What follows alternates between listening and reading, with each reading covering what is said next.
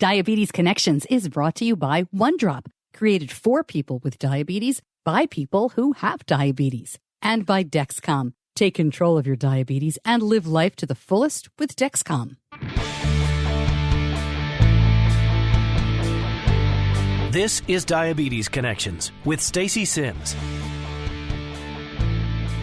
This week, when 11-year-old Elise Sammis applied for the Food Network's Kids Baking Championship, she didn't think twice about telling them right up front she lives with type 1 diabetes. No, that was very important to me because I wanted everyone to know that if you have diabetes, you can still do the things that you want to do. And it was super cool because there was another girl named Naima. She's my super good friend, and she had also had type 1. And she's super sweet, and we were both like, yay, we both have type 1. That's right. There are 2 young women with T1D competing on this season of the show. I met Elise at an event recently, and I talked to her and her mom about the show, the stress, and her diagnosis at Disney World. In Tell Me Something Good, good news at the dentist, and it's not about cavities, and a lot of spirit at Walt Disney World Marathon weekend. This podcast is not intended as medical advice. If you have those kinds of questions, please contact your healthcare provider. Welcome to another week of Diabetes Connections. I am so glad you're here. We aim to educate and inspire about type 1 diabetes by sharing stories of connection.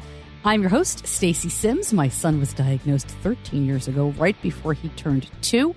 The show this week is airing a little earlier than usual. Yeah, we almost always drop the interview show, the longer show of the week, on Tuesday. But because the Kids Baking Championship is on the Food Network on Monday nights, I thought it would just be fun to release the show with Elise on the day of her show.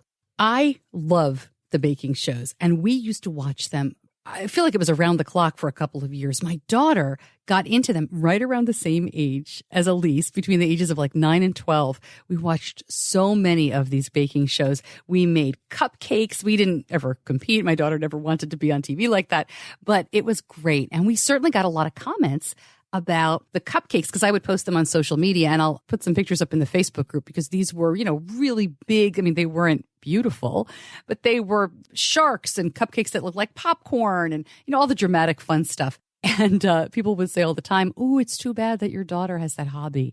What are you doing about your son?" And I'm like, not letting him eat 17 cupcakes, but I'm not letting her eat 17 cupcakes either. It's fine with type 1 diabetes. You just have to know exactly what you're eating. Right? It does take extra work, but yeah, go ahead, eat the cupcake. And with those memories, right, in the back of my mind, it was even more fun to talk to Elise and to Natalie. It is always a bit dicey talking to reality show contestants. We've done this before, and it is always fun, but it's not just about what they can't say, because, obviously they can't talk about the show, even though it was taped weeks and weeks, months ago, but because you never know. They could win the whole thing. They could be off the show before this episode even airs. But I'm so thrilled that Elise is one of 2 girls on this show with type 1 diabetes. And it was great to talk to her and her mom. And no matter what happens on the show, she is well on her way. Quite a personality and really just a fun kid. All right, first, Diabetes Connections is brought to you by OneDrop, and getting diabetes supplies is a pain. Not only the ordering and the picking up, but also the arguing with insurance over what they say you need and what you really need. Make it easy with OneDrop. They offer personalized test strip plans. Plus, you get a Bluetooth glucose meter, test strips, lancets, and your very own certified diabetes coach. Subscribe today to get test strips for less than $20 a month delivered right to your door. No prescriptions or copays required. One less thing to worry about. Not that surprising when you learn the founder of OneDrop lives with type 1. They get it. OneDrop. Gorgeous gear, supplies delivered to your door, 24/7 access to your certified diabetes coach. Learn more, go to diabetes-connections.com and click on the OneDrop logo. My guests this week are Elise Sammis and her mother, Natalie.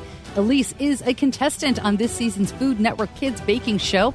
She was diagnosed with type 1 at age 9, and we talk about her diagnosis. But she was already baking a lot by then. And luckily, her family realized you can continue to bake and enjoy dessert even with type 1 diabetes.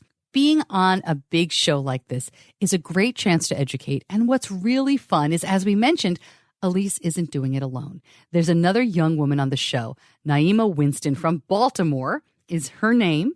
And I will put some links and information on our episode homepage, where there is also a transcript about Elise, about Naima, about the show, and more information. So please check that out. That's at diabetes-connections.com. And while you're there, please note every episode from the last 4 years is there. You may be intimidated to scroll through. I get asked all the time, what's the best order?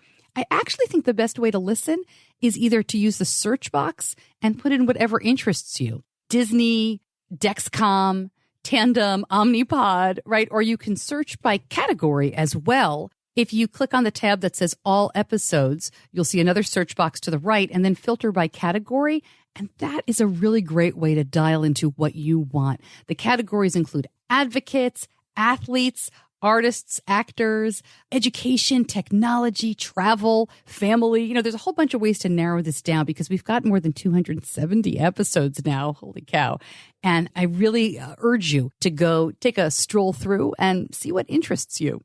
Quick note, this interview was done on the road. I was speaking at the JDRF chapter, the Palmetto chapter in South Carolina. So the sound quality is a little bit different than when I'm doing things in the studio. And I may be a little soft at times. I'll tell you about the technical nonsense that happened. I'll tell you about that at the end of the show. So let's get to it. Here is my interview with Elise and Natalie Sammis. Let me start with you, Natalie. How did you guys even find out about this? How do you get your kid on a show like this? Well, actually, I didn't get my kid on the show. Elise put herself on the show, basically. We live in the South, and hurricanes are prevalent. And about a year and a half ago, Elise, you think it was? Hurricane Matthew, and we got 5 days off of school. And so I was very bored around the house. So I looked up, because I like to bake, and I was getting into it. So I looked up, baking competitions, and I saw, forms so that we could fill out a form so that we could try out. And so I made a video for it and I sent it in to them, and after that we didn't hear until 6 months later. All right, but wait. So during that 5 days at your home and baking, was that your first foray? Was that your first time into baking, or is it something you'd always liked to do? I'd pretty much always liked to bake from I guess when I got diagnosed with type 1 diabetes when I was 9. It was really stressful, so it was just really stress relieving to be able to bake, and it was creative and everything. All right, so we have an audience that knows about diabetes, but what you just said, when I was diagnosed with type 1, I found it really stress relieving to bake. Is a sentence that would make a lot of people kind of question your mom's thinking. So what were your thoughts when she was enjoying this as a younger kid? The two background stories I think that are important in this piece are that I am an avid baker. And so literally sugar is in my blood at all times. My motto is dinner is always just a means to dessert. That is my life motto since a small child. And also number 2, I'm actually an RN. I have my bachelor's of science in nursing. So I understand the principles. I understand that, you skirt the line a little bit closer when it comes to desserts. It is a little bit more complicated in your carb counting, but it's very doable. It's not off the table. It's not something that someone should be terrified of. It's something that you can balance and put into your life. And also we realize that half the time that we bake, we don't even eat it really. We are sharing it with our friends, or we're posting it on social media to feel unified with other people. It is really, truly a creative outlet for us. Probably how people feel with art, but I don't get art and I cannot eat art.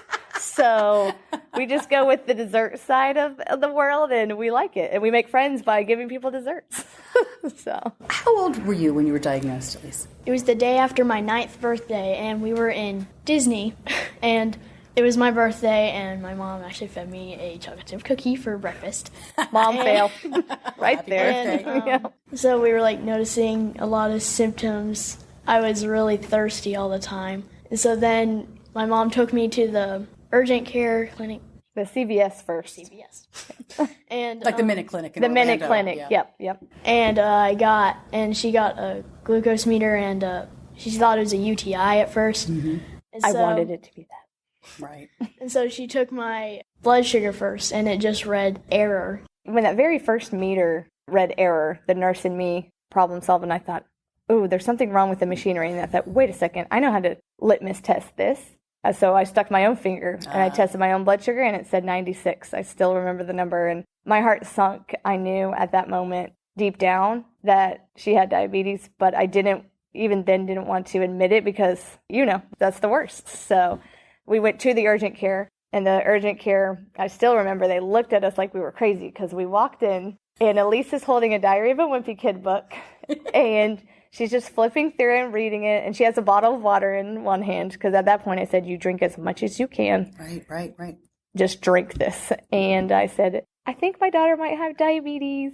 They look at me like, did she fall down? Did she pass out? Like, I'm like, no, but she's drinking milk. Are you from the area? No, we're on vacation at Disney. And they're like, so you stopped your Disney vacation and you think she has diabetes? I'm like, I know. I basically said, tell me I'm crazy. I want to walk out of here laughing that I'm a paranoid mom. I just cannot, in good faith, just go back home after seeing the error recording and having those symptoms. And I just need to know. So we waited quite a while because we were not on the urgent list at that point. And even the doctor said, I think it's probably just a UTI, but he respected my wish to check her blood sugar. And at that moment, their meter read error high. And they said, he pulled out his personal cell phone and said, go directly to Orlando Children's Hospital. And do you remember any of that? I mean, 9 is old enough, but sometimes things get confusing. Do you remember, anything that your mom was saying or was going on in the hospital? Well, I remember that, when I got in there, I was asking, is it ever going to go away and everything.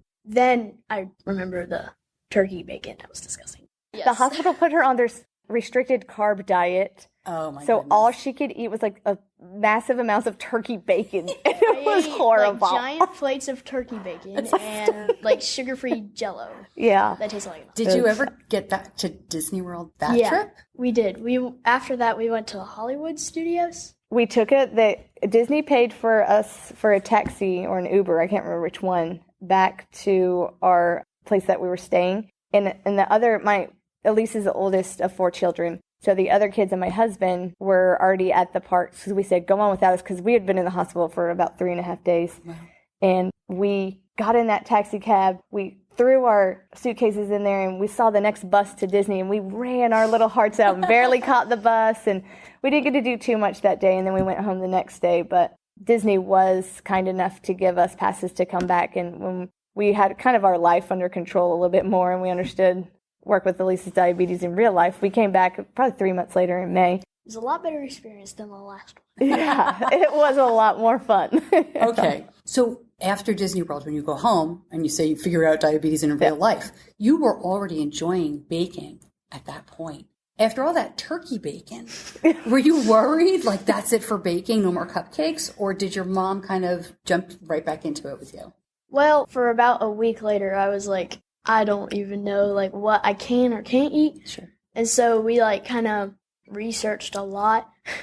And then I was like, wait, I don't have to just not eat sugar. I can just take insulin for it. So then I was like, well, I can still bake and stuff.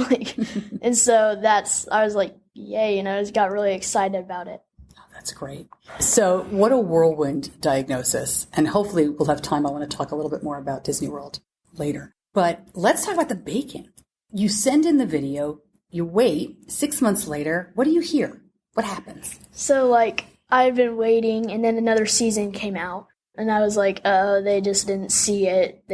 It's probably never going to happen. And then, 6 months later, after that, I was on the bus, and my mom called me, and she's like, you're not going to believe who just called me. And I was like, Harry Potter. And then she's like... Well, she was almost 11. I know. So you're waiting for that Hogwarts letter. And then she was like, no, it's the Kids Baking Championship people, and they want to interview. And I was like, oh my gosh, yay. And so I ran home. We did a lot of Skype interviews, and I had a lot of assignments, and I had to make a ton of desserts.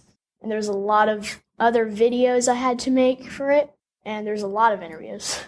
As the mom, what are you thinking? I mean, this is an exciting time, but at the same time, it's a lot of hopes for a young woman to have. You had to be nervous that after all of this work, she wasn't going to get on the show. Oh, very, very guarded, I guess would be the word. I mean, I'll backtracking when she said, Mom, can I turn in the video? And I did have to click, like, I agree, and I helped fill in some of the, like, contact information, so it was correct. Because at that point, you were 10 years old when she turned in the video. And I still remember, and people laugh at me still, Elise still laughs at me. My caveat was, sure, I'll turn in this video, but you need to understand that you will never hear back from them. They probably will never see it, and you're never going to be on that show. And if you're okay with all those 3 sentences, I'm feeling okay with letting you turn this in. Because I'm more of a realist. Elise is a goal setter and a go-getter and a dreamer. And she proves me wrong every time, so I don't know why I keep doubting it. But I think I do that out of protection as a mom. And so, yeah, as time went on, you couldn't even, the process is when they Skype, the parents couldn't be in the room.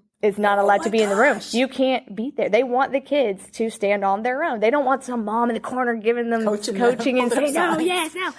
So I would put my ear to like the door, but he was 4 at the time, and he would be like, read to me. We've got this new dog that was like 2 months old and an idiot. And so I'm literally like hearing every 5th word. And even then I'm like, oh, like so excited out of my mind that I couldn't even concentrate. So, I mean, it was crazy. Just week after week, it went on from March until June, just on and off. Like, yes, you made it to the next step. Then we would hear crickets, crickets, crickets. And you don't want to be the annoying mom and then they not pick you because you're this weirdo psycho. So you have to play it cool. You have to kind of just wait for them. And then the next kind of like little piece of cheese would come and you would chase after that. And so then this is going on for a while. When did you really start to get close? Like what happens? I don't know how much you can share. So don't tell us what you can't. But how do you know that this is going to be it? Yeah. Well, we were doing all these interviews and videos, and it just kept going, and I was like, when are they going to get to the chase and, like, actually do it? And so then we got a call in, like, early June.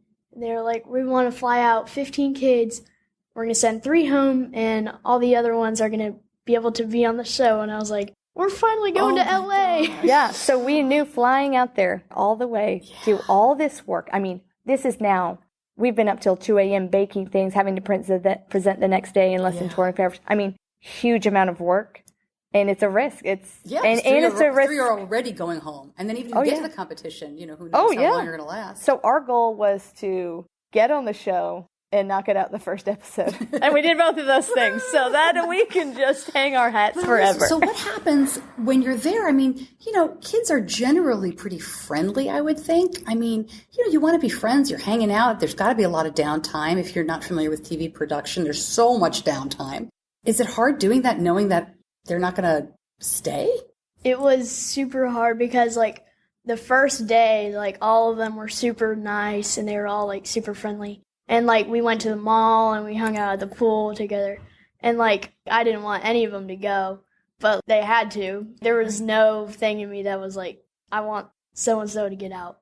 Yeah. So, yeah. It'd be nice if everybody could win, but that's not how the show works. Yeah. All right. What can you tell us? Because a couple of episodes have aired already, but when this podcast airs, will probably be further down the road. So I'm curious if you can share anything about what goes on behind the scenes, because I've seen the show and some of it looks very ordered. Some of it looks very chaotic. Is some of that chaos planned, or is it just you guys really doing what you're doing? Like, do people really knock stuff over?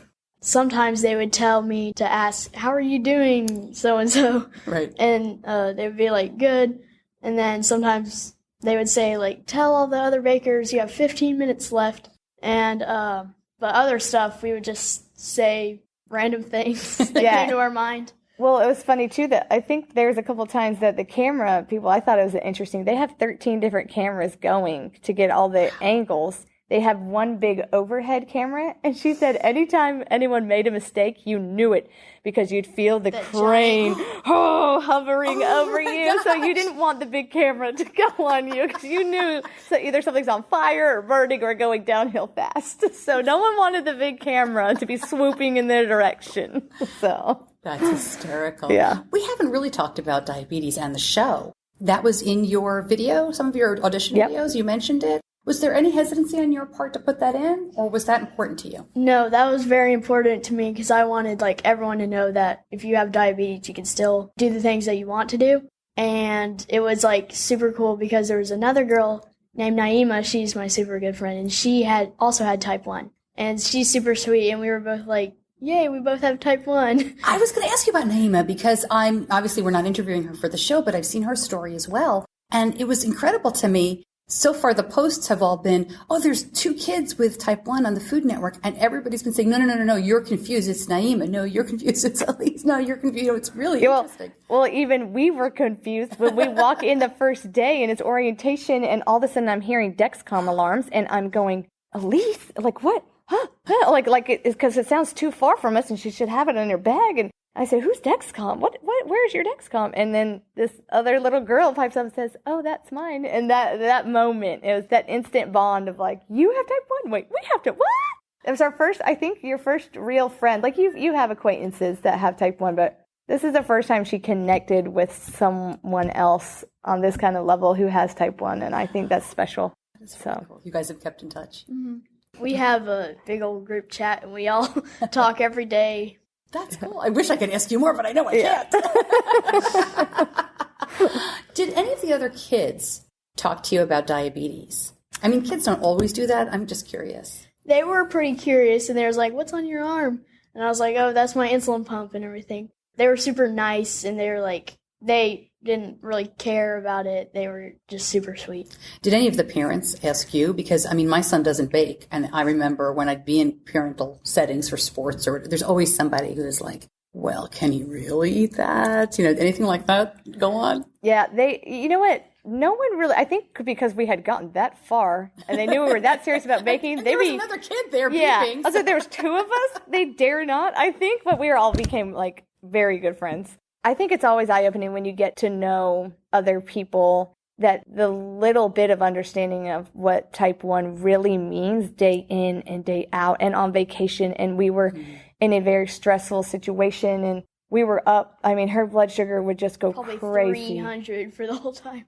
Every time she baked, every time she was on set, I wouldn't even let her eat a single carb because I already knew her blood sugar would be through the roof. When she gets stressed, her levels go high. And so her Dexcom would just be going off. I can't believe we can't hear it at the show if you were only there. But it almost felt a little good to be able to just kind of explain and see what it's really like. Yeah, we were up at 2 a.m. and 3 a.m. and 4 a.m. treating highs and then treating lows. And this is our everyday. And, at least go change your pod. And they kind of were like, look at you with like huge eyes, like, you do this every day? And you're kind of like, yeah, we do. It's all right. That like, what I am so proud about, Elise, and I don't know if I've even told you this really, but she did not once ever use diabetes or her blood sugar level as an excuse whenever she didn't perform how she wanted to perform or when she was stressed or other kids won certain competitions.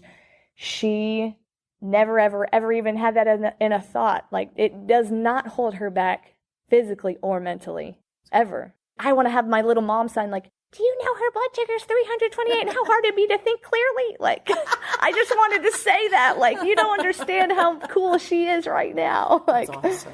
So. But let me ask you, because obviously diabetes did not stop you from doing this, but did anything happen during the competition where you did have to leave to change a pod, or it did, mess you up? Did anything ever happen along the way? Because it does happen sometimes. Thankfully, like, nothing. Like, sometimes my medical person, she was super nice.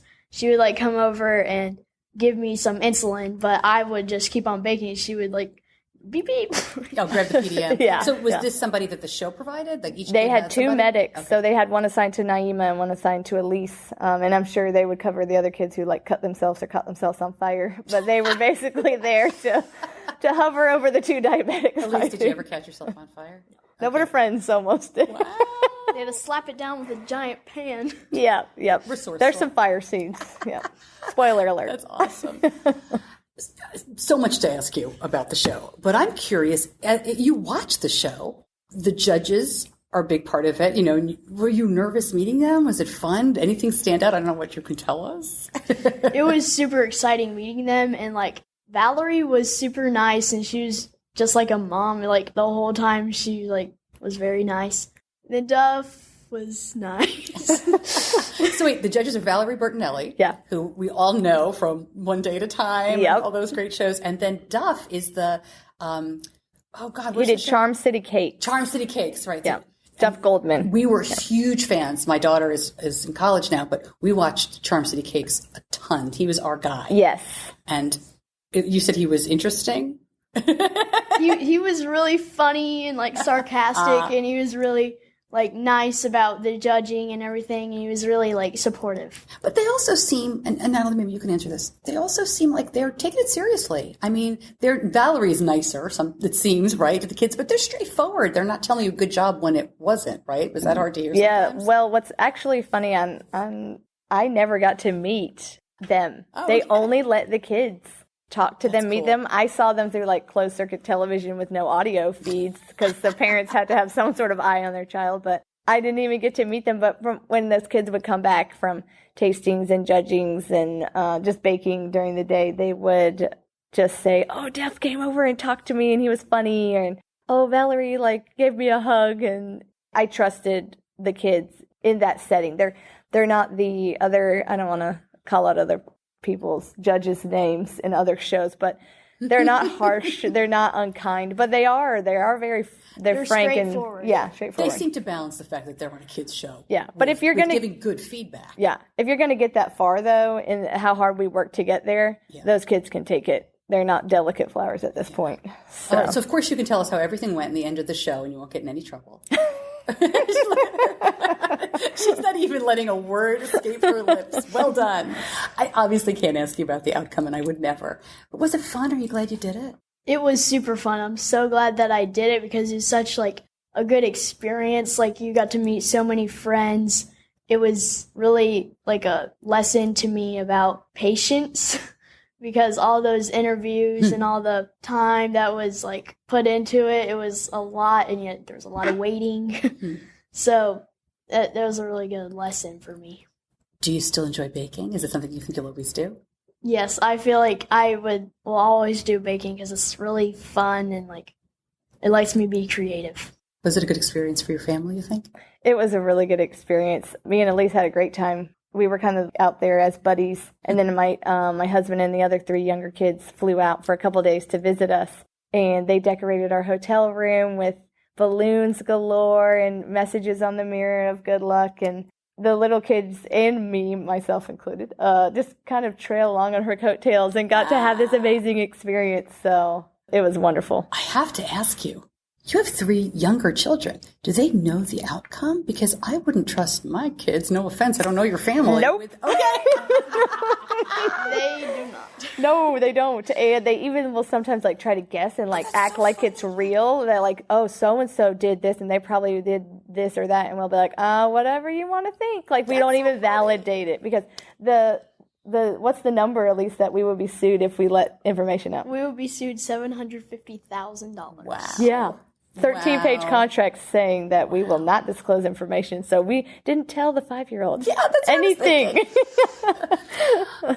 Something else exciting that you all are a part of, and I guess this is pretty brand new, is you are in a clinical trial for Horizon from Insulet, which is the hybrid closed-loop system using Omnipod. So, Natalie, can you share a little bit about what is being tested? Is it the full system with the phone app? Yes, it's the full system. So it involves, they gave us a brand new G6 transmitter that has the capabilities of obviously talking to the Omnipod and to the new, do they call it a PDM? Do you remember, Elise? I don't know. They still call it a PDM. But it's basically a locked out Samsung, and they provide that as well, along with pods that look identical except for this little blue tab that work just the same. Also, what I really like about it, that's the whole point of it, is that you are able to put it in that automatic mode, they call it. And with the auto mode, it's every 5 minutes the Omnipod and Dexcom will talk to each other and adjust the basal every 5 minutes as needed. What's cool about it, too, is let's say you forgot your PDM, you're locked out, Samsung somewhere. Even if it has no range, if you could throw it off a cliff even for at least 3 days, your basal insulin would still be being adjusted because the Dexcom and the Omnipod can talk to each other independently. Have you used any hybrid closed loop stuff before? No, this is our first time. All right. How many days? It's only been a couple of days. We started last Wednesday. Today is a Tuesday. 6 days. All right. So, yeah. So have you seen a difference? Yes, it It's crazy. Like, even we went to Disney World last week, and I ate a ton of junk and everything, and I, like, went to sleep, and it would be a little high, but that's what your blood sugar does. And I went to sleep, and for the nights, it would be like a straight line, and it was so amazing. It's a big difference from the normal taking insulin every time you hear it ring. And that's amazing. Yeah, it has just made me feel like less of a nag too. Like, oh, Elise, check your blood sugar. Oh, I heard your alarm 3 times. Hey, babe, have you looked at that? Like, that is now silencing our nag. So I have high hopes for it, and it really is giving us better control. She's in that crazy stage of life, being 11, about to be 12, where it makes no sense. She goes to sleep. It looks like she ate a box of Krispy Kreme donuts for no reason, and it's nothing but hormones and, I don't know, unexplained highs and lows. So already this week, it is refreshing to see so many more straight lines. I mean, there's still, today we were stuck in the 300s for hours, and that's just what it is. But I'm really pleased so far, and I'm ecstatic to be able to have it for longer than the 3-month trial period. Yeah. All right. Before I let you go, you said you went back to Disney World. You ran in half marathon, full marathon? On Team JDRF, the half marathon. Half marathon. Yep. So you went back to Disney World. You ran the Team JDRF half marathon. Let me ask you first, though, Elise. What's it like for you to go back to Disney World? Do you think about diabetes, or you just have fun when you're there? I have, like, weird flashbacks, kind of, because I, like remember walking in that same spot being, like, all frazzled, like, what am I going to do? But then, like, going back and feeling like, well, I'm kind of normal now, like, I got it under control. So it was, like, happy for me. That's fantastic. What's it like for you? As a mom, I'm going to get weepy and I'll probably embarrass Elise, but to see it come full circle, to leave Disney World that first time, and wonder what your future is going to be like, wonder what your daughter's life is going to look like. Just kind of being scared out of your mind. And then to come back to literally the same place. And Disney, I don't know, it has such a feel to it. Like, even if you had gone 20 years ago, there's something magic. There's that little spark of Disney that kind of remains the same. So it puts you right back where you were. And this time to feel so much confidence. And I still remember on the half marathon, you turn a corner and run into the Magic Kingdom, and it was still dark because it's a ridiculously early marathon, but the castle was all lit up, and I had this like moment of like, oh my goodness, we've made it so far. I am so happy where we're at now. We're beating diabetes. I'm not being beaten by diabetes. And at that very moment, as I'm like getting all bizarre and emotional, I look up and there's Team JDRF fans right there saying, Natalie, go! And there was just that moment of like, oh, and then I'm like, wait, I can't breathe because I'm crying. So I stopped crying and I kept running, and that was it. But yeah, it is quite a journey, I guess, to come full circle and to go back in that way with so much support and so much like people behind you and helping you raise money for a cause, to help your kid just live a happy, normal life. So yeah, it was great. That's wonderful. Thank you both so much. I would say best of luck, but it's all done. I'm so excited to watch and to see how this goes. I hope you'll come back and talk to us again. Thank you so much. Thank you.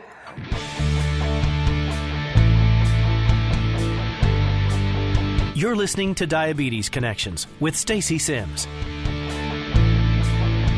All right, so fingers crossed for Elise and for Naima. I am taping this just after the second episode has aired. So who the heck knows what has happened since and what will happen going forward. But we will certainly be following, cheering these girls on. Up next, tell me something good. But Diabetes Connections is brought to you by Dexcom. And when Benny was very little and his fingers would get wet, right? I'd give him a bath or we'd go in the pool. I would always notice his fingertips. And you know exactly what I mean, right? They were poked so much that they were just full of little pinprick holes you could see when they got wet. He is 15 now. I don't really see his hands much anymore. But the other day, he's such a dingling. He was doing a project for school. He was using a hot glue gun and he burned himself a little bit. He's fine. But when he came in to show me, I noticed again, and every time I do see his hands, it just knocks me out.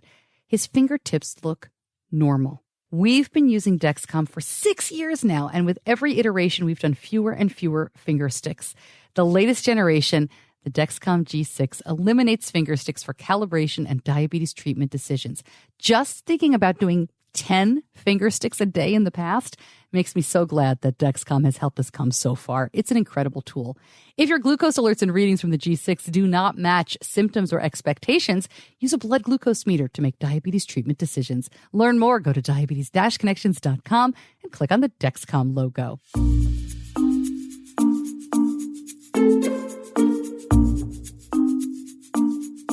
It is time for Tell Me Something Good. I've got 2 great stories. One was sent to me via Facebook Messenger. The other one I saw in a Facebook group. And if you've got a story for me, the easiest way is in my Facebook group at Diabetes Connections, the group, or email me, let me know what's going on that is good for you. Melissa wrote in, I have a Tell Me Something Good. I've been listening to your podcast since maybe this summer, and my 4-year-old daughter was diagnosed March 28th, 2019. You are very optimistic. I haven't found a positive thing with my daughter's diabetes until today. It's been a horrible 9 months with everything. We had our first dentist appointment since diagnosis. I've dropped a lot of balls since April. When the dental hygienist saw the pump, she knew what it was. I didn't have to explain. The conversation got direct to what we treat for lows, Skittles and Starbursts and gummies, all bad for her teeth. When the dentist came to check, we had a discussion about the candies. He asked for her endo's name, and he knew her. He's the pediatric chief of dentistry at the local children's hospital where her endo is affiliated. He texted and emailed to find better candies to use instead of the sticky kind. He went on to say he collaborates with a lot of specialized doctors in the children's hospital to take better care of the kids. And he said he'd get back to me after a discussion with the endo. Melissa writes, I found the experience relieving that I wouldn't have to fight this battle. The dentist got it. And my daughter was in good hands, being cared for. I didn't think I'd ever find anything positive about our new normal. Today I did. So that's my Tell Me Something Good. Melissa, I'm getting emotional reading what you're saying here. Thank you, she writes, for your podcast, your optimism, and having somebody to tell this story to that would understand. Her daughter's name is Katerina, beautiful name. And she told me that it's been difficult to find care for her. You know, when they're that little, it can be so hard, preschools, that kind of thing. But she went on to write that they have been blessed. She's been taken care of by her school nurse in an all-day preschool, her endocrinologist, who they love, and her mother, Melissa's mom, the grandma, who is able to watch her while the parents are at work. And now the dentist. She writes, I didn't realize until this how lucky we have been. These are battles I do not have to fight. Your optimism about Benny's life with T1D is something I was envious of. I wanted some of the burden of this disease lifted off of my shoulders, and I was able to see that I have that after this visit. So I'm a little bit emotional here because of all the nice things she said and just having a place to share that with, right? It's important to have people who get it, who know how important it is, that the dentist didn't scold her and say, you shouldn't be doing that, but said, let's find a way to do this that works with type 1 diabetes. And I think that's fantastic. But it also is a little strange for me to hear, even though I know it, I am very optimistic. I am very positive. I put these rose-colored glasses on a lot. And diabetes is hard. Type 1 is difficult. Being a parent of a kid with type 1 is difficult too. It's not all sunshine and rainbows over here. Trust me. I hope I'm open and honest about it. But at the end of the day, we've been really lucky. And I am optimistic. And if you're feeling down or things are hard, no judgment, man. It is hard all around. I think I do an okay job of being honest and sharing the ups and downs, but I do know that my general outlook with type 1 is an uplifting one. I hesitate to say it because I feel like it's an odd thing to say. I feel like it puts me like, I'm trying to be uplifting. But the truth is, that's how it was presented to us when Benny was diagnosed. And that makes all of the difference. When you're diagnosed and on the very first day you meet a nurse who says, he's going to be fine. I have type 1 and I have one child at home and I'm pregnant with my second, and don't listen to the scary stories and don't listen to the horror stuff. It's fine. And then the next day you pick up the phone and call 3 local people that you know who have kids with type 1 because you've met them in your health reporting over the years. And they all say, Benny's going to be great. My kid does this. My kid does that. It's fine. It really changes than if you don't have those things. And I know how lucky I am to have them. So, Melissa, thank you for reaching out. Thanks for a little bit of the gut check as I like to say, the rose-colored glasses.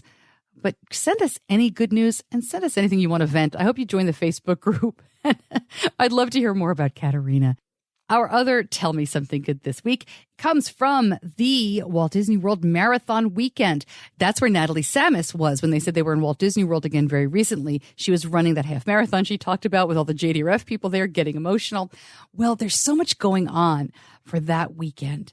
And I wanted to spotlight Julia Buckley, who's a friend of mine, and I've mentioned her on the show before. She is a flight attendant, and she is amazing. And she won the Spirit Award for JDRF. She ran on Team JDRF. I don't know how she does it. She flies all over the world. She comes home, runs at Walt Disney World. She always has a smile on her face. So, Julia, thank you so much for all that you do. I love some of the pictures. Maybe we'll throw some of those in the Facebook group as well. But to everybody who ran at Walt Disney World, hats off, man. And no, it's a fun race, but it's still a lot of work. If you've got a Tell Me Something Good story, send it my way. I am so excited. We're getting more and more of these all the time. We're putting them out on social media every week. So I would love to hear from you. Tell me something good. Before I let you go, this is not a Tell Me Something Good. This is a Tell Me Something Embarrassing. So I mentioned at the very beginning of the show that there were some technical difficulties when I recorded the interview with Elise and Natalie. And real quick, the way I tape the show usually is that I do the interviews right from my home computer. I have a little setup, a little home studio, but the interviews are generally conducted via Skype and then into my computer and then into a backup hard drive. Later on, I record this part of it, like around the interview, right? And that goes right into the computer. But when I'm on the road, I don't want to schlep my computer. It's only got one input for the microphone, and I basically needed 3 inputs: my microphone, Natalie's mic, and Elise's mic. So I mentioned that hard drive. I use a recorder for all of you audiophiles out there. I use an H5 Zoom. It is a wonderful little recording device, and I only scratched the surface. I know I'm not using it to its full potential. I can plug 2 microphones in there, and I know I can do more with it. I could use a sound mixer or whatever. But generally, when I have more than 2 microphones that I'm using, I'll plug 2 into the H5 Zoom. And then I have another recorder where I put a lavalier mic, the little clippy mics that you see on the evening news, or maybe you've done an interview or recorded something for work and they put a little clip mic on your collar. That's a lavalier mic. And I use that for myself. Now, here's the embarrassing part. The recorder I use when I do that is an old iPhone. And I'm not even sure how old it is. It might be a 4. It might be a 3. It doesn't work anymore for anything else. I mean, I don't certainly have service on it, but it is a perfect dumb recorder. I mean, it's like a tape recorder back in the day. And I had purchased over the years these lavalier mics that plugged into your phone. They're fantastic. But when you switch to the newer iPhones and you got rid of the headphone jack, well, guess where the lav mic plugged in? So I'm out of luck. I can't use my newer phone as a recorder if I want to use the lav mics. So we get to South Carolina. I'm setting everything up. I'm there early. I'm speaking, doing a book event. But first, I'm going to interview Elise and Natalie. So I set everything up. Everything sounds good. The stick microphones, the regular microphones, the one if you ever see pictures of me, the ones that have the logos on them, those are plugged in. They're working fine. They're a little low. I'm not really sure. I think maybe Elise was just very soft-spoken. So I'm trying to adjust audio levels. I plug my stuff in. And the old phone, the editing software will not open. I use a program called Twisted Wave, and it's a great program. It's up to date, but the phone is so old. I think it was trying to update the editing software. So I said, forget this. I'll just use my voice memo. So every phone has a voice memo app. It's fabulous for podcasting. It really works well. You can just record your voice for however long, and then you email it to yourself. I have guests do this sometimes if it's a really short interview. I don't do it much, but once or twice I've had people do a short segment, and a voice memo is great for that. So it looks like it's working. Everything's fine. We do the whole interview. Voice memo is there. I can hear it. It's recorded. Elise and Natalie are fine. I can't email the file to myself. I can't get it off the phone. It's stuck on this old iPhone 3, 4. It's sitting there. It's wonderful. Amazingly, the microphones I was using picked up my voice enough. So you heard the interview. It wasn't terrible. It probably wasn't great. I'm sure John Buchanan, my editor, worked a ton of magic on it. Every time he gets a file from me, he probably shakes his head and said, yes, this person obviously worked with a technical producer her entire radio career. So I'm now in the market for a new lavalier mic, because if you know anything about audio and you heard me say the H5 Zoom, you know that you can also plug a lav mic or any kind of really smaller mic into another outlet very easily. And this whole thing could have been avoided if I had just done that. So that was my adventure. I figure we just soldier on, right? You just want the stories. You're less concerned with pristine studio sound, right? Ha ha ha. Well, look, I'm going on the road a lot this year, so I figure I better learn how to do this and figure out how to better get it done. So stay tuned for the continuing saga of how the heck Stacey makes her lavalier mics work.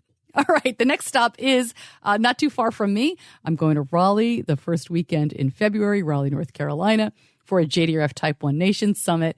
And then I am going to Maine the following weekend, to South Portland, Maine, to talk to the Maine Peapods. Very excited to talk to this group. And we have a very busy schedule after that. Thank you, as always, and especially this week, to my editor, John Buchanan from Audio Editing Solutions. Thank you for listening. Remember, this Thursday, we do have another mini-sode coming out. This week, I'm talking all about untethered, what that means, why we have loved it. I got a bunch of questions after I mentioned this in a couple episodes back. I talked about Traceba a little bit, which is a newer long-acting. So I'm going to go through untethered, what it means, why it's not just for teenagers, and why we've had such good success with it. And that is our next little mini episode. I'm Stacey Simms, and I will see you back here on Thursday.